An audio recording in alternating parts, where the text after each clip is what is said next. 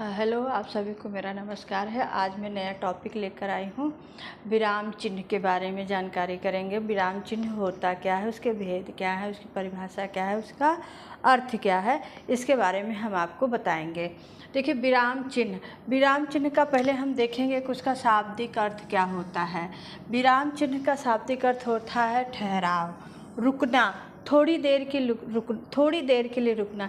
इस भाग दौड़ जीवन में हमें कहीं ना कहीं ठहराव करना पड़ता है, क्योंकि ये है ठहराव, शाब्दिक अर्थ इसका ठहराव। और फिर ये दिया है कि पाठक के भाव बोध को सरल सुबोध बनाने के लिए विराम चिन्हों का प्रयोग किया जाता है।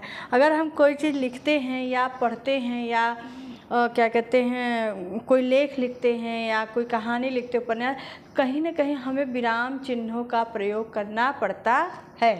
तो वही चीज़ यहाँ पे दिया है कि लेखक पाठक के भाव बोध को सरल सुबोध बनाने के लिए, कि अगर पाठक पढ़ रहा है कोई चीज़ तो वो पढ़ते पढ़ते कहीं ना कहीं अल्प ठहराव करेगा, रुकेगा ही। तो इसीलिए इसका विराम चिन्ह का शाब्दिक अर्थ होता है ठहराव। और विराम चिन्ह के निम्नलिखित भेद होते हैं।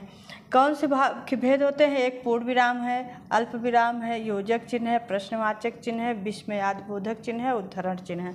और इसके और भी चिन्ह है, जैसे हंसपदी चिन्ह है, कोष्टक चिन्ह है, लेकिन वो बहुत बड़े स्तर का हो जाएगा। अभी हमको यही 6 जो है विराम चिन्हों के बारे में पढ़ना है।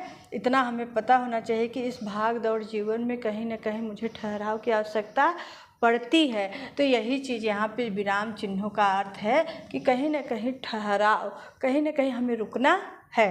अब पाठक के भाव बोध को सरल सुबोध। अगर कोई पाठक उपन्यास पढ़ रहा है, कहानी पढ़ रहा है, कविता पढ़ रहा है, तो कहीं ना कहीं वो अल्प थोड़ा सा रुकेगा ज़रूर। तो इसी को हम क्या कहते हैं? विराम चिन्ह। और इसके ये 6 भेद हैं, और 6 भेदों के बारे में हम अगली क्लास में आपको इसका पूरा डिटेल बताएंगे कि इसकी परिभाषा क्या है और इसको कहाँ कहाँ पे प्रयोग किया जाता है।